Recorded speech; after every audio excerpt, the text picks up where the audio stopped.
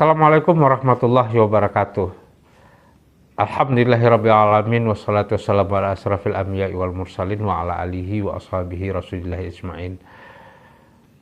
Para sahabat Pelantara Mudo, pada saat ini kami kembali muncul di channel Pelantara ini untuk berbincang tentang banyak hal, dan mungkin karena sudah sekian lama kita tidak berbicara di Palanta, tapi ada satu hal mungkin yang membuat kami merasa perlu kembali menghadirkan di Palantara Mudo ini. Hari ini ada sebuah peristiwa yang sangat luar biasa dan itu sangat mengejutkan kita, bahwa Kapolda Sumatera Barat Irjen Pol Teddy Minahasa hari ini ditangkap berkaitan dengan peredaran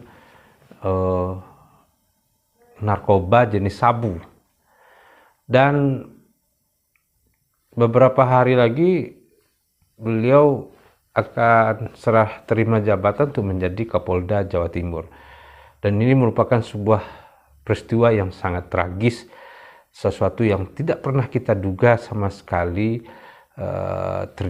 bisa terjadi. Lalu apa urgensinya bagi kita untuk membicarakan ini di Pelantara Mudo?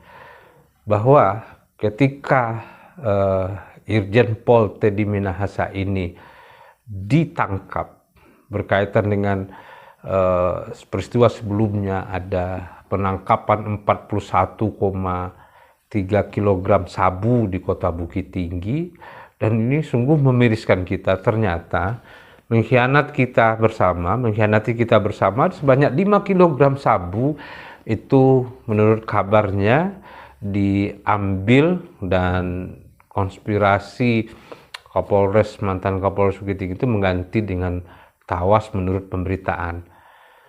Nah, mungkin domain pembicaraan kita di sini hari ini bukan soal peredaran sabu tersebut, tetapi adalah ini merupakan sebuah tamparan bagi kita, bagi orang Minangkabau, untuk kedepannya tidak sebegitu mudah bahwa yang bersangkutan itu diberi gelar adat oleh masyarakat Minangkabau, oleh yang diinisiasi mungkin oleh LKA Am Sumatera Barat.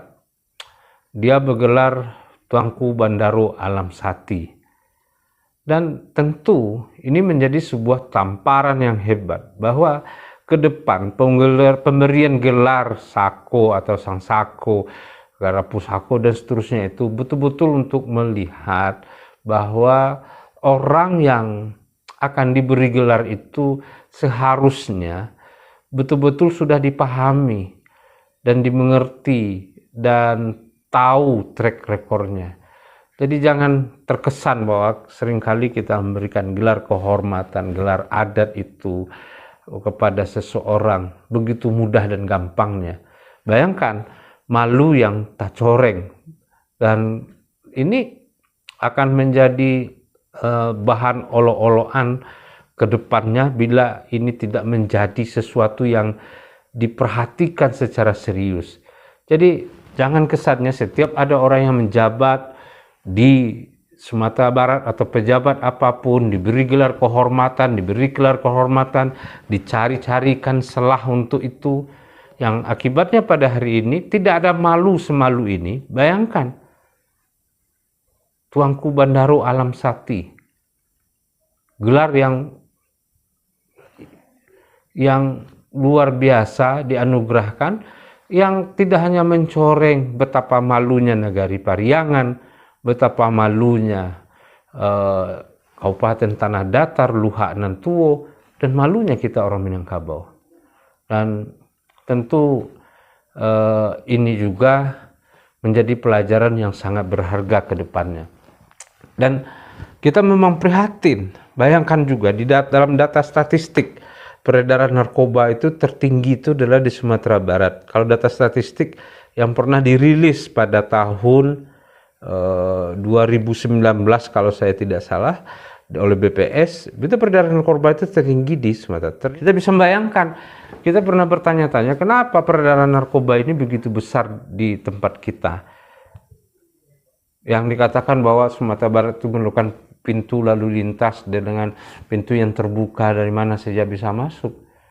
Nah, ini membuktikan apa yang dilakukan oleh Irjen Teddy Minahasa ini menunjukkan bahwa salah satu pembuktian bagi kita bahwa peredaran narkoba itu sebetulnya di Sumatera Barat ada permainan-permainan kekuasaan pemegang dia oleh sang pemegang kendali hukum, dan inilah buktinya.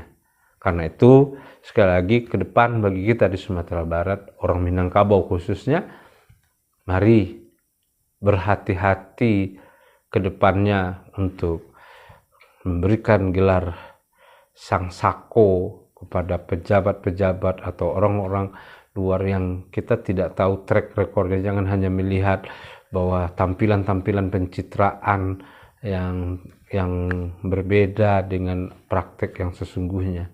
Dan kita juga turut bersedih polisi yang kita sayangi pada hari ini, Polri kita mengalami cobaan yang luar biasa, kasus-kasus yang luar biasa, dan mudah-mudahan badai ini cepat berlalu dan kita akan mendapatkan kembali polisi-polisi yang baik, polisi-polisi yang bersih, polisi-polisi yang betul-betul ingin menjaga rakyatnya dan bukan membinasakan rakyatnya.